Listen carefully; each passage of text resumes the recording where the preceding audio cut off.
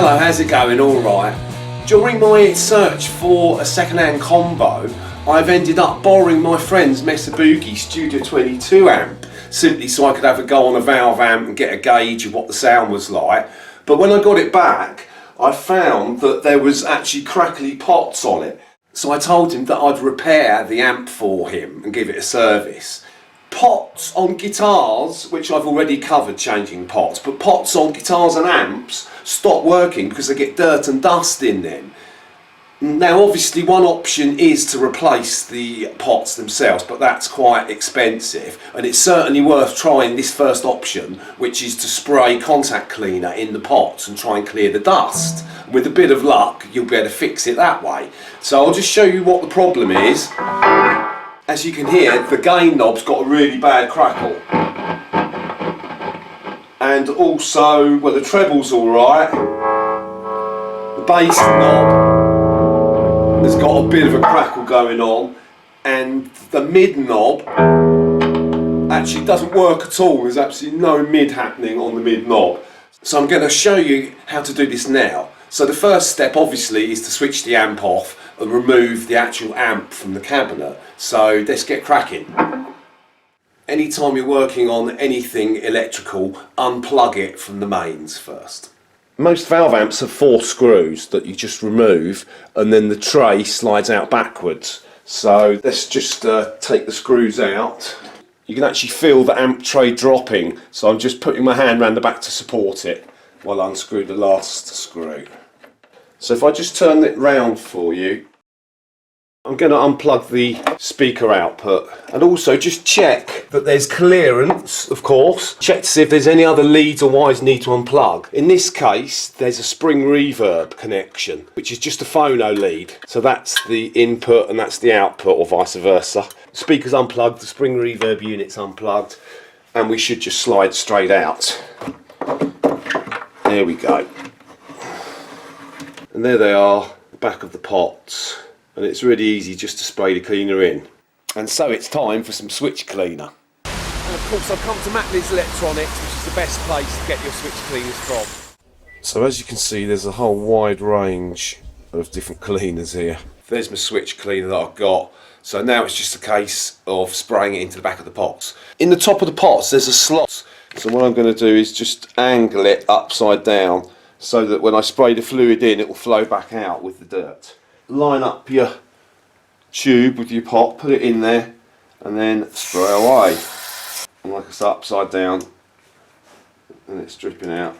That's all the pots sprayed, and with a bit of luck they should be crunch free and crackleless. And before plugging into the mains and powering up, make sure that you allow 5 minutes for the Servosol to evaporate, because it's alcohol. So if you just stand it for 5 or 10 minutes, it will all be evaporated and you won't have any problems. The actual tray slips straight in. That's it. And of course, connect the connectors back up. Let's put the speaker back in. And of course, put the screws back in on the top. And job done. The job's a good one, hopefully. We'll test it and see. Don't tighten them right up yet until you've got all 4 in. That's all the things tightened. Check everything's back where it should be. Yeah, the reverb's reconnected, the speaker's in. Another point is that I wouldn't do this to a new amp if it was still under warranty. There's no point in doing it yourself, because obviously you can just take it into the shop and they'll do it free of charge. So it's not something I'd recommend on a new amp, but with a second-hand amp, it's highly recommended, because chances are one day you will come across a dodgy pot. As you can see, everything's back where it should be. Something else I'm going to do is clean the pots for him. They're really filthy. They've never had a clean in their life. And what I find is just put them in with some washing up liquid in some kettle water. Not totally boiling, but virtually boiling, and that'll just sort the pots out. So that's all the pots back on. Now, as I said, the bass knob had a slight crackle on, but the mid knob didn't work at all. So I'm particularly interested to see how it's gone with that. So let's grab a guitar and see if she works okay. So let's plug in. I'm still on standby at the moment. I'll keep my volume down on my guitar. So I'm going to turn off the standby and check if I fixed it and whether the pots are working or not. I reckon they should be. Does the volume work first, the gain? Oh, crackle free, fantastic. And the other problem was the bass. So bass off. Bass on, fantastic. And the mid knob did not work whatsoever. 0.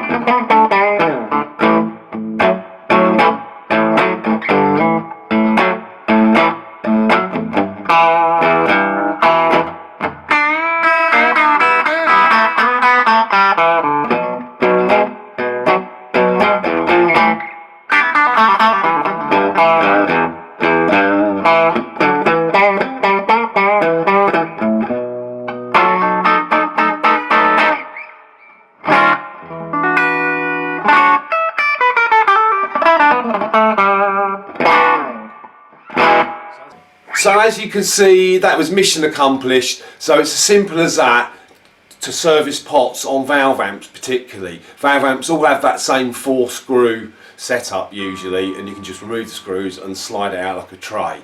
On new transistor amps, I don't know, and I'm not going to confess to tell you how to take them apart.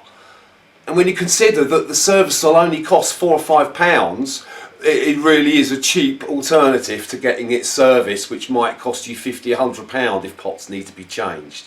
So, and as you can see, it worked first go. Just spray loads of it in there. Don't be shy with the service hole bean and whack it in there and clear out all the dirt and crud and the beer and whatever else has been spilt down them down the years. So get it all out and the pots will work smoothly. Job done. I'm basically round at my mate's Paul's, who owns the 2 Mesa Boogies. There's one of them, and there's the other one there, which is the rack version. Now, the reverb unit had stopped working inside the rack here, so what we tried doing was taking the preamp valves out from the combo, the 5 preamp valves. So we've removed them because I had a feeling that it was the preamp valves that were causing the problem, making the reverb not work in the rack. So sure enough, we put the 5 valves in there and we powered it up. There's the old valves. And it's working a treat now. We whacked them in, powered it up, and we had a big result, and it powered up fantastically and it works. So that's all fixed. And like, he got quoted 300 quid? Yeah, 300 quid, yeah. £300 for the repair, he was told. So we fixed it in 10 minutes. Yes.